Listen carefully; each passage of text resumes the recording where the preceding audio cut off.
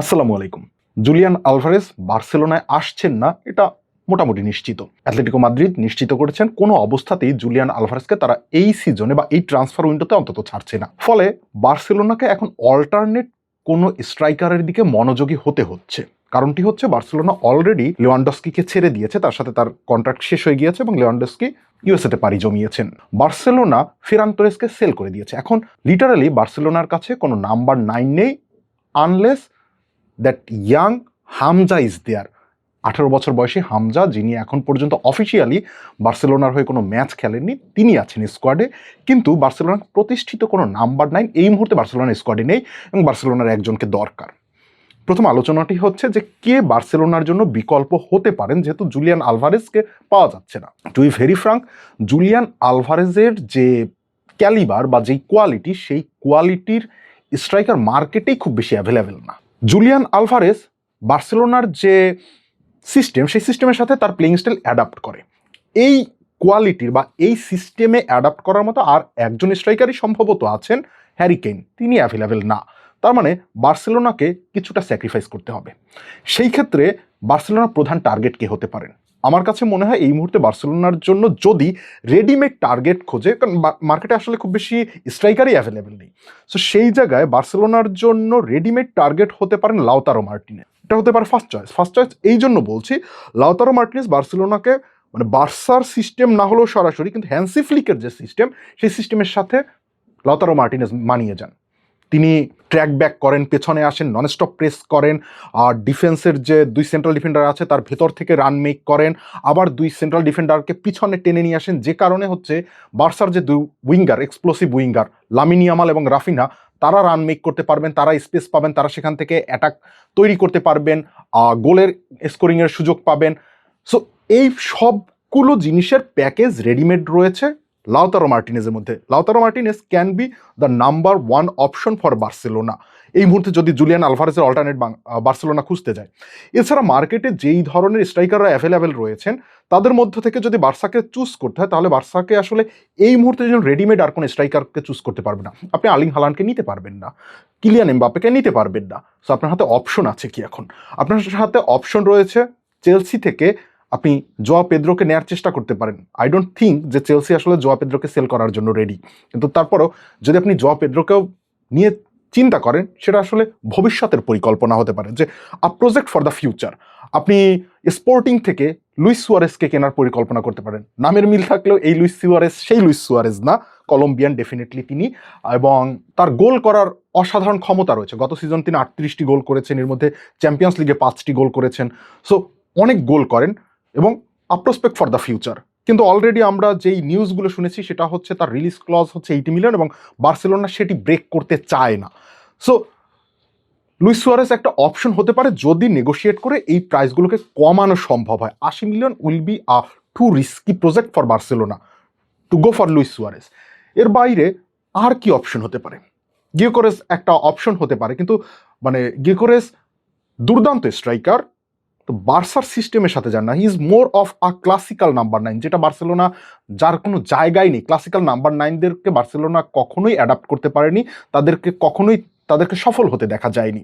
So গিয়োকরেসকে নিয়ে Barcelona আসলে এগোতে পারবে না। বার্সেলোনার হাতে তার মানে অপশন খুব কমে আসে। এটা বার্সার সিস্টেমের জন্যই বার্সার অপশন খুব কমে আসে। এক হচ্ছে রেডিমেড অপশন হতে পারে, যেটি বললাম লাউতারো মার্টিনেজ, অথবা Barca can go for the future. Go for the future যখন বলছি, তখন বার্সার কাছে জোয়া পেদ্রো একটা অপশন হতে পারে, আপনার লুইস সুয়ারেজ একটা অপশন হতে পারে, কিংবা হচ্ছে কুরোপি একটা অপশন হতে পারে। এগুলো সব ফিউচারের জন্য হচ্ছে আপনি ইনভেস্ট করবেন। রেডিমেড আপনার কাছে কিছু নেই। এখন রেডিমেড যদি আপনার কাছে খেলোয়াড় থাকে, সেটি হচ্ছে একমাত্র লাউতারো মার্টিনেজ। যদি সেটি না হয়, রেডিমেড স্ট্রাইকারটিকে বার্সেলোনা এই সিজনে বার্সেলোনায় নিয়ে আসতে না পারে, তাহলে আসলে বার্সেলোনা কি করবে? এটা হচ্ছে দ্বিতীয় প্রশ্ন। কারণ প্রথম প্রশ্ন তো খুব সহজ উত্তর। আপনি লেভানডস্কিকে ছেড়ে দিয়েছেন, আপনি ফেরান টোরেসকে বিক্রি করে দিয়েছেন। এখন আপনার কাছে স্ট্রাইকার নেই, আপনার কাছে একমাত্র স্ট্রাইকার হচ্ছে হামজা। মার্কেটে আপনি এতদিন পর্যন্ত ঘুরেছেন হচ্ছে আপনার কাছে জুলিয়ান আলভারেজ আসবে, এবং জুলিয়ান আলভারেজ শেষ পর্যন্ত আসছেন না। তাহলে আপনার কাছে রেডিমেড অপশন হচ্ছে লাউতারো মার্টিনেজ। যদি লাউতারো মার্টিনেজকে আপনি না পান, তাহলে আপনি আসলে কি করবেন? বা আপনি কোনো স্ট্রাইকার যদি এই মুহূর্তে কিনতে না পারেন, ট্রান্সফার উইন্ডো শেষ হওয়ার আর খুব বেশি দিন বাকি নেই, 10-12 দিন বাকি আছে। সো তখন আপনি গিয়ে কি করবেন? বার্সার যে কারেন্ট স্কোয়াড আছে, এই স্কোয়াড বার্সেলোনার যে স্ট্রাইকারের অভাব সেটিকে সমাধান করতে পারে কিনা বা কিভাবে করতে পারে, সেই জিনিসটিকে যদি একটু দেখার চেষ্টা করি বার্সার হাতে কি কি অপশন রয়েছে। সর্বপ্রথম যে অপশনটি রয়েছে সেটি হচ্ছে লামিন ইয়ামালকে নাম্বার 9 হিসাবে খেলানো। লিওনেল মেসিকে যেভাবে ফলস 9 হিসেবে ক্রিয়েট করেছিলেন পেপ গার্দিওলা, হ্যান্সি ফ্লিক এইম কাজটি করতে পারে লামিন ইয়ামালের ক্ষেত্রে। সেক্ষেত্রে যে ঘটনাটি ঘটবে সেটি হচ্ছে, যেহেতু লামিন ইয়ামাল ডেফিনেটলি তিনি সেন্ট্রাল থেকে অ্যাটাক করবেন এবং তিনি পেছনে চলে আসবেন, রাফিনহা এবং রাইট উইংয়ে তখন আদেমেই খেলুক কিংবা হচ্ছে রাফিনহা রাইট উইংয়ে খেলুক, গর্ডন লেফট উইংয়ে খেলুক, they will get more space to attack. At the same time attacking মিডফিল্ডে যদি দানি অলমো খেলেন, তিনি লামিন ইয়ামালকে ক্রস করে সামনে যাওয়ার বেশি সুযোগ পাবেন এবং গোল স্কোরিং অপরচুনিটি বেশি পাবেন। সো এটি একটি অপশন হতে পারে বার্সেলোনার জন্য, লামিন ইয়ামালকে নাম্বার 9 হিসেবে, ফলস 9 হিসেবে ট্রাই করা। কিন্তু তার থেকেও বরং দ্বিতীয় আরেকটা অপশন বার্সেলোনা তৈরি করতে পারে, যেটা মোর Hansi Flick system.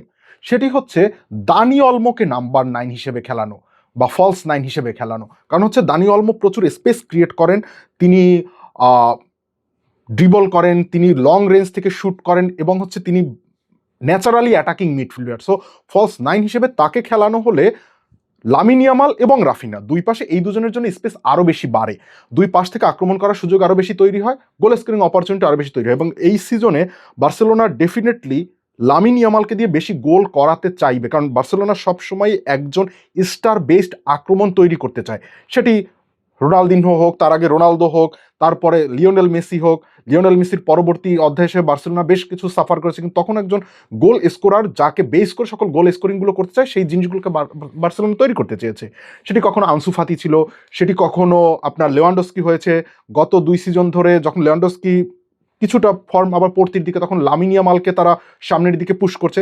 So Barcelona সবসময় একজন স্টার খোঁজে এবং তাকে বেস করে পুরো খেলাটাকে তৈরি করতে চায়।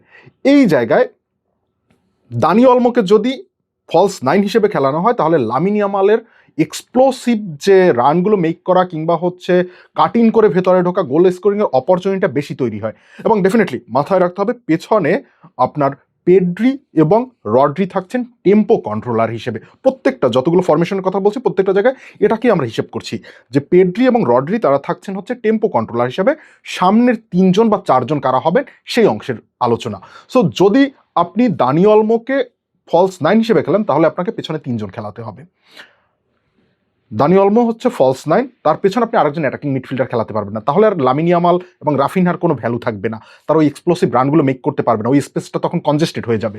তার মানে হচ্ছে সেন্ট্রাল মিডফিল্ডে তখন আপনার 3 জন প্লেয়ার থাকবেন। সেটি মানে বার্সেলোনার সেন্ট্রাল মিডফিল্ডে 3 জন কেন, 5 জন খেলানোরও অপশন রয়েছে, স্টিল সেটা কনজেস্টেড হবে না, কারণ তাদের ওই ফ্লুইডিটিটা রয়েছে।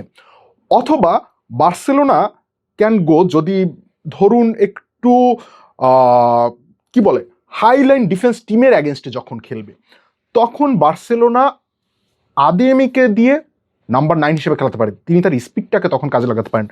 এখনও আদেমি আপনার নাম্বার 9 হিসেবে প্রমাণিত কোনো কিছু না, কিন্তু যখন হাইলাইন ডিফেন্স আছে এবং আদেমির স্পিড, ডান পাশে লামিন ইয়ামাল, বাম পাশে রাফিনহা, পেছনে Olmo, that can work against Highline defence.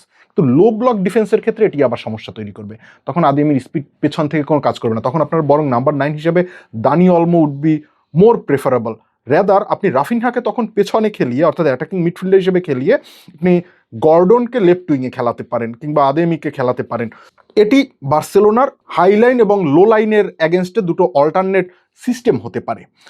আরেকটা জিনিস বার্সেলোনা করতে পারে, সেটি হচ্ছে 18 বছর বয়সী আরেক তরুণের উপরে, হামজার উপরে ভরসা করতে পারে। একমাত্র আসলে টেকনিক্যালি বলুন, ট্যাকটিক্যালি বলুন, নাম্বার 9 বার্সেলোনার জন্য এই মুহূর্তে হচ্ছেন হামজা।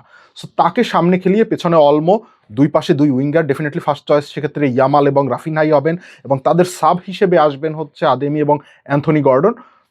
এই জিনিসটি ট্রাই করতে পারে বার্সেলোনা। এটি লিগের সহজতর যে ম্যাচগুলো রয়েছে সেখান থেকে ট্রাই করার পরে যদি সেখান থেকে রেজাল্ট আসে, সেটি বড় ম্যাচে গিয়ে ইনস্টল করা যেতে পারে।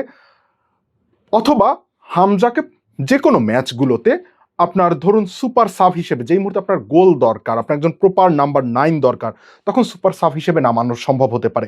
এটি হতে পারে বার্সেলোনার জন্য তখন তার যে বর্তমান স্কোয়াড রয়েছে, এই স্কোয়াড থেকে গোল স্কোরিং অপরচুনিটি এবং হচ্ছে জেতার জন্য তৈরি করা সামনের ফ্রন্ট 3 বা ফ্রন্ট 4 বলুন, এই অপশনগুলো। সো বার্সেলোনার আসলে এই মুহূর্তে প্রথমত প্রয়োজন একজন নাম্বার 9, সেটি যদি বার্সেলোনা কিনতে পারে তাহলে ভালো। কেনার জন্য বার্সেলোনা যেন প্যানিক বাইতে না চলে যায়। আমরা অনেক সময় দেখেছি বার্সেলোনাকে প্যানিক বাই করতে, সেটি যেই মুহূর্তে নেইমার চলে গেছে তখন আমরা দেখেছি যে প্যানিক বাইর হিসেবে বার্সেলোনা একই সাথে ডেমবেলে, কৌতিনহো এদেরকে কিনে নিয়ে আসে। যেই মুহূর্তে লিওনেল মেসি চলে যান তখন তার অভাব পূরণের জন্য প্যানিক বাই করে আর দুজনকে কিনে নিয়ে আসে, এবং এই কোনো ট্রান্সফারগুলোই সাকসেসফুল হয়নি বার্সেলোনার জন্য, যতগুলো প্যানিক বাই বার্সেলোনা এখন পর্যন্ত করেছে। So Barcelona should not go for the panic buy, তাদের সিস্টেমের সাথে যাবে এবং যিনি অ্যাডাপটিভ হবেন এই অনুযায়ী স্ট্রাইকার যদি পারচেস করার অপশন থাকে তাহলে বার্সেলোনা করতে হবে। সেটি লাউতারো মার্টিনেজ হতে পারে, কিংবা সেটা ফিউচারের জন্য ইনভেস্টমেন্ট হিসেবে লুইস সুয়ারেস, জোয়া পেদ্রো তারাও হতে পারেন। বাট ধরে বেঁধে আমি গাইকোরেসকে নিয়ে আসলাম হচ্ছে একটা প্যানিক বাই হিসেবে, একটা নাম্বার 9 দরকার আমার কাছে অ্যাভেলেবেল আছে Gyokeres might not adapt to Barca system, rather Barcelona সেক্ষেত্রে সেকেন্ডারি অপশন হতে পারে। তার যে বর্তমান স্কোয়াড রয়েছে সেই স্কোয়াডটিকে তার আক্রমণভাগ যথেষ্ট ফ্লুইডিটি আছে, these are very fluid player, তারা একজন একাধিক পজিশনে খেলতে পারেন এমন খেলোয়াড়, এবং সেই জায়গা থেকে তারা আসলে মানে তাদের একাদশটিকে সাজাতে পারে যেখান থেকে তারা রেজাল্ট বের করতে পারে। এবং একজন প্রপার নাম্বার 9 ছাড়া যে বড় টুর্নামেন্ট জেতা যায় তার প্রমাণ হচ্ছে বার্সেলোনার টার্গেট তো আলটিমেটলি ইউসিএল। সো 11 বছর ধরে যেহেতু ইউসিএল জিতছে না, ওই 10 ম্যাচ 12 ম্যাচের যে টুর্নামেন্টটি সেটি যে জেতা সম্ভব একজন প্রপার নাম্বার 9 ছাড়া, সেটি স্পেন করে দেখিয়েছে গত ওয়ার্ল্ড কাপে 8 ম্যাচের একটা টুর্নামেন্ট জিতে। একজন প্রপার নাম্বার 9 ছাড়া যদি আপনার পেছনের ফরমেশন ঠিক থাকে, আপনার ট্যাকটিক ঠিক থাকে এবং আপনি কম্প্যাক্ট থাকেন, আপনি গেমকে কন্ট্রোল করতে পারেন। সো যদি বার্সেলোনার মিডফিল্ড গেমকে কন্ট্রোল করতে পারে এবং টিম অনুযায়ী যখন হাইলাইন ডিফেন্সের অ্যাগেনস্টে খেলছেন তখন আপনি কোন ধরনের অ্যাটাকিং ট্রায়ো বানাবেন বা অ্যাটাকিং ফোর্থ বানাবেন সেটিকে ডিসাইড করেন। যখন আপনি লো লাইন ডিফেন্সের অ্যাগেনস্টে খেলছেন, যখন আপনি 0-0-তে দাঁড়িয়ে আছেন 75 মিনিটের সময়, তখন আপনার আসলে ফরমেশনটা কী হবে এই জিনিসগুলোকে সিঙ্গেল আউট করতে পারে এবং এই ধরনের ফরমেশনগুলোকে রেডি করতে পারে, তাহলে বার্সেলোনার পক্ষে আসলে ইউসিএল জেতা সম্ভব। সকলকে ধন্যবাদ।